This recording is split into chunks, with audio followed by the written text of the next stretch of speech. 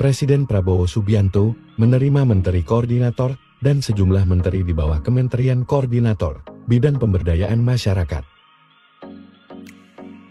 Dalam keterangannya kepada awak media, Menko Pemberdayaan Masyarakat, Muhaimin Iskandar menyampaikan komitmen pemerintah dalam berbagai agenda pemberdayaan untuk meningkatkan kemandirian masyarakat.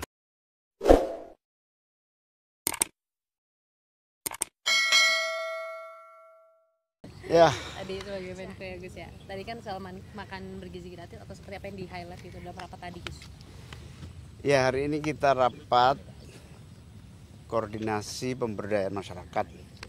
Diikuti oleh Menteri UMKM, Menteri Koperasi, Menteri Perlindungan Pekerja Migran, Menteri Sosial, Menteri Ekonomi Kreatif, dan Menteri Koperasi.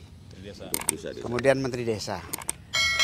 Berbagai agenda pemberdayaan dimulai dari keinginan agar graduasi masyarakat miskin, mulai dari miskin ekstrim, miskin menjadi berdaya mandiri. Dari sana ada banyak isu-isu yang harus ditangani cepat. Salah satunya data tunggal agar tepat sasaran. Yang kedua, meningkatkan kapasitas usaha kecil menengah dan koperasi dengan memberi kapasitas kemampuan, kemudian bahan baku, holding antar UMKM akan kita lakukan agar usaha besar bersinergi kolaborasi dengan UMKM.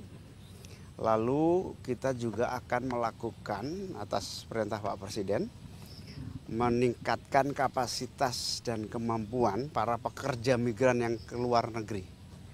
Insya Allah akan dibangun paling tidak 100 balai latihan kerja baru untuk pemberangkatan persiapan jabatan tertentu kualitas standar skill dan vokasi yang disiapkan khusus melalui 100 balai latihan kerja baru.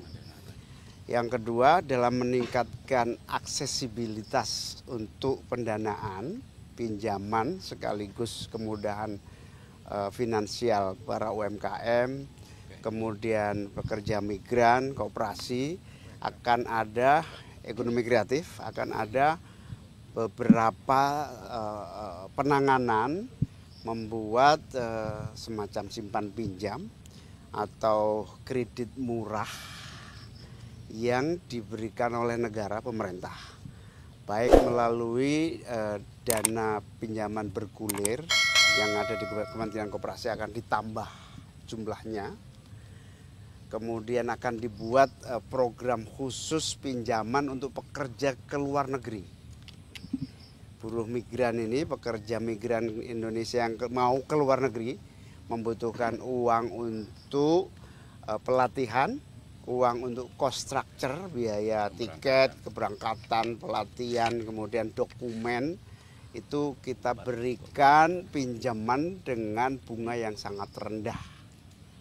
Ini akan diinisiasi untuk membuat model simpan pinjam dengan bunga yang sangat rendah.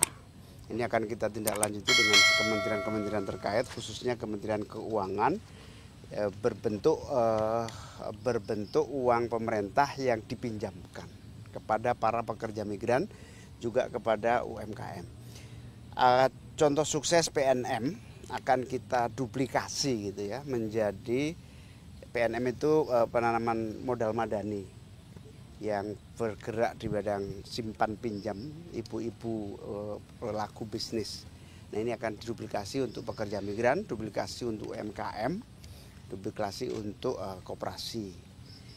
Berikutnya optimalisasi bantuan sosial melalui Kementerian Sosial juga dilakukan berbagai pembenahan, termasuk kepada para kaum miskin yang layak mendapatkan bantuan boleh diusulkan dan boleh disanggah, yang sudah tidak miskin tapi masih mendapatkan bantuan boleh disanggah melalui Kementerian Sosial. Atau yang belum mendapatkan bantuan silahkan disanggah, silahkan diusulkan. Pokoknya gini, tidak ada satupun orang miskin di Republik ini yang tidak mendapatkan bantuan. Itu yang paling akan kita lakukan dalam waktu cepat. Kita juga akan membuat acara bersama Bapak Presiden melalui Menteri UMKM, yaitu pembebasan utang, penghapusan piutang sejumlah tahap awal ini 67.000 penghapusan piutang yang akan dilaksanakan langsung oleh Presiden dalam waktu dekat. Saya kira itu poin-poin hasilnya. Intinya pemberdayaan masyarakat itu akan ambil langkah-langkah, termasuk Pak Presiden juga ingin membuat sekolah khusus untuk anak-anak yang tidak mampu tapi masih di bawah naungan orang tua, dibina langsung khusus dalam sekolah rakyat.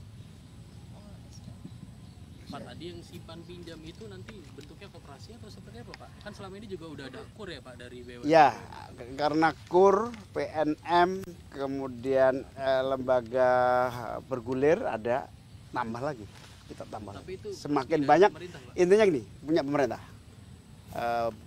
Intinya kita ingin menambah akses permodalan dengan bunga rendah. Persiapannya berapa banyak Pak? Berapa triliun mungkin Pak?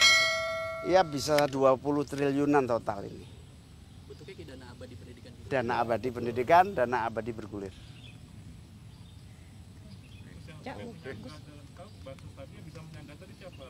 Tetangga kalau ada tahu orang sudah mampu tapi masih dapat, silahkan menyanggah.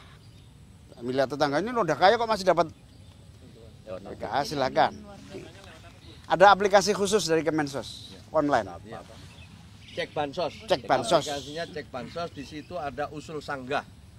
Jadi boleh usul, boleh sanggah dengan bukti-bukti yang cukup tentunya ya. Nanti ada poin-poinnya yang usul saya belum dapat. Ya. Usul ini kok sudah kaya tapi kok masih dapat. Nah, buktinya ada. Itu apa aplikasinya namanya? Cek bansos. Cek bansos. Yang belum menyangka siapa Gus? Ya tetangga yang usul. Atau perangkat. Masyarakat. Wartawan lebih-lebih. Di sini agak kepo dikit Gus. Selain dari program di dalam tadi kan ada Hotman Paris juga ya. Itu boleh. Oh beda ruangan. Beda agenda. Beda agenda. Beda tamu.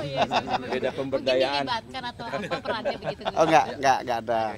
Beda tamu. Kalau untuk yang sekolah Oke, ya. tadi itu di setiap daerah nanti dibangun. Belum, baru uji coba 3 titik dulu. Di mana itu? Jabodetabek. Itu di bawah Disdikbud. Kemensos Itu yang nanti yang sekolah di situ yang diutamakan yang seperti yang tidak mampu.